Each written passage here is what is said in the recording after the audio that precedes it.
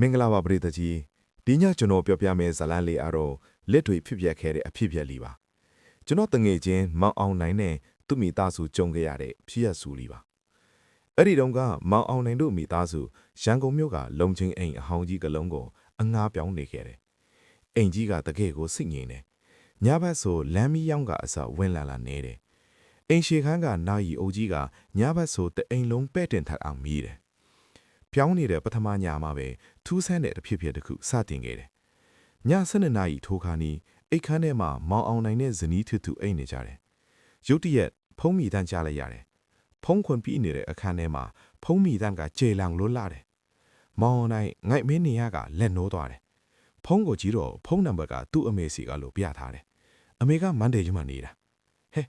အမေလားညနေမှာဘာလို့ဖုံးဆက်တာလဲ။ဖုံးထဲကအတန်းကတိုးတိုးလေးနဲ့တဆုံတယောက်ငိုနေတဲ့လိုမျိုးဟဲဆိုတဲ့အတန်ပဲကြားရတယ်အမေဘာဖြစ်တာလဲအတန်ကရက်သွားတယ်ဖုံးပြတ်သွားတယ်မောင်နိုင်စိတ်ပူးသွားတယ်ချက်ချင်းပဲအမေစီကိုပြန်ခေါ်လိုက်တယ်ဖုံးခေါ်တယ်တစ်ခါနှစ်ခါသုံးခါဖုံးမကင်မှာစိတ်ပူရင်ဆက်ခေါ်နေတော့ဇနီးဖြစ်သူကနိုးလာတယ်ဘာဖြစ်တာလဲဟိုင်းညနေမှာအဖို့စီဖုံးဆက်နေရလဲအမေစီကဖုံးဝင်လာလို့ပြန်ခေါ်နေတာမကိုင်းဘူးအမေကမန္တလေးမှာနေတာညနေမှာဘာလို့ခေါ်မှလဲမင်းအိမ်မက်မက်နေတာထင်တယ်မဟုတ်ဘူးကျုပ်ရှင်းရှင်းလင်းလင်းကြားတယ်ဖုံးလက်ကင်ထားသေးတယ်ကြည်ဖုံးကိုကြည့်တော့ခေါ်ဆိုမှုမိုက်တန်းထဲမှာဝင်လာတဲ့ဖုံးကိုမတွေ့ဘူးမောင်လိုင်းတယောက်မျက်လုံးပြူးထားတယ်ဒါပေမဲ့ကျုပ်ရှင်းရှင်းလင်းလင်းကြားတယ်လीအဲ့ဒီအချိန်မှာပဲတကြော့ပြန်ဖုံးထပ်မြည်လာပြန်တယ်ဒီတခါတော့ဖုံးမျက်နှာပြင်မှာနံပါတ်မပါအောင်အန်နုံးလိုပဲပြထားတယ်မောင်နိုင်ဖုံးကင်လိုက်တယ်ဟယ်လိုဖုံးထဲကအတန်မှာတိုးတိုးလေးနဲ့တစုံတယောက်ငိုနေတဲ့လိုမျိုးမြန်မာပြည်ကအစာပနအခမ်းအနားတွေမှာတန်ဃာတော်တွေရွတ်ဖက်တဲ့အနိစ္စဝတ္တသင်္ခါရဆိုတဲ့မေတ္တာစာတန်ကိုယ်တန်ဖြစ်နေတယ်။မောင်နိုင်လက်ထဲကဖုံးကိုလွှတ်ချလိုက်မိလေ။ဇနီးဖြစ်သူလည်းအတန်ကိုကြားတော့မျက်နှာဖြူရော်သွားလေ။ဖုံးကဂျမ်းပြန်ပေါ်ကျသွားပြီးမြဲအတန်ကတော့ဆက်ထွင်နေတော့အနိစ္စဝတ္တသင်္ခါရလေ။မောင်နိုင်တက်တီရှိရှိနဲ့ဖုံးကိုပြန်ကောက်ပြီးဖုံးပိတ်လိုက်တယ်။ချက်ချင်းပဲအမေစီကိုအတင်းအထဖုံးဆက်လိုက်တယ်ဒီတခါတော့အမေကဖုံးကြိုက်တယ်ဟယ်လိုဘာထီလို့လဲငါသားညနေမှာအမေအစင်ပြေးရလားမင်းအေးငါအစင်ပြေးပါတယ်မင်းကဘာဖြစ်လို့လဲမောင်နိုင်တပင်ချလိုက်မိတယ်အဲ့ဒီအချိန်မှာပဲအမေကဆက်ပြောတယ်ဒါပေမဲ့မင်းအဖွားကတော့ဒီညပဲကွယ်လွန်သွားပြီကွာမနေ့ကတည်းကစေးရုံတက်နေတာမင်းကိုအကြောင်းမကြားရသေးဘူးမောင်နိုင်တယောက်ဖုံးကိုကန်ရင်နဲ့မျက်လုံးဖြူသွားတယ်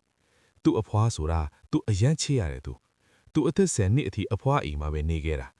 အဖွားကညာတိုင်းအိယာဝင်ခါနေအနိစ္စဝတ္တသင်္ခါရဆိုတဲ့ရစ်ဖတ်တန်ကိုသူ့ကိုနားထောင်ခိုင်းလိရှိတယ်ငါသားရေလူဘဝဆိုတာမမြဲဘူးနော်လို့ဆုံးမလိရှိတယ်အခုအဖွားကွယ်လွန်ချိန်မှာပဲသူ့စီကိုအဖွားရဲ့ရစ်ဖတ်တန်တွေည12နာရီမှာပြန်ကြားလိုက်ရတယ်ဖုံးသေးကအမေအထံကဆက်ပြောတယ်မင်းအဖွားမသေးခင်ငါ့ကိုမားသွားတယ်မင်းကိုပြောခိုင်းတယ်အောင်နိုင်ကိုပြောလိုက်ပါညာတိုင်းအိယာဝင်ခင်အဖွားရစ်ထပ်ပြခဲ့တဲ့အနိစ္စတရားကိုတတိယဖို့လူဘဝမှာကောင်းတာတွေများများလုပ်ဖို့တယ်။မောင်နိုင်မျက်ရည်ကျသွားတယ်။အဖွားကသူ့ကိုနောက်ဆုံးအကျင့်လာနှုတ်ဆက်သွားတာပါပဲ။အဲ့ဒီနောက်ပိုင်းမောင်နိုင်တို့အိမ်မှာထူးဆန်းတဲ့အထီးတည်းဒီမရှိတော့ဘူး။ဒါပေမဲ့ည7:00နာရီထိုးတိုင်းအိမ်ရှိခန်းကနာယီအိုကြီးမြည်တိုင်းမောင်နိုင်နားထဲမှာအဖွားရဲ့အနိစ္စတရားကပဲ့တင်ထန်နေတတ်တယ်။ပရိသတ်ကြီးဒီဇလန်လီကဘာကိုပြောချင်တာလဲဆိုတော့တေဆုံးသွားတဲ့သူတွေကကျုပ်တို့ကိုတခါတလေလာနှုတ်ဆက်တတ်တယ်ဆိုတာပါပဲသူတို့ရဲ့ချစ်ချင်းမေတ္တာတွေကဝိညာဉ်အဖြစ်နဲ့တောင်ကျုပ်တို့ရှိရောက်နိုင်တယ်ဒါကြောင့်ကျုပ်တို့ချစ်ရတဲ့သူတွေရှိနေတော့မှသူတို့ကိုတင်ပို့ထားပါနောက်ဆုံးနှုတ်ဆက်စကားကိုနောင်တမရှိအောင်ပြောထားပါဒီဇလန်လီကြိုက်ကြမယ်လို့မျှော်လင့်ပါတယ်နောက်ထပ်ဒီထိတ် info ဇလန်တွေအတွက် channel ကို subscribe လုပ်ထားဖို့မမေ့နဲ့နော်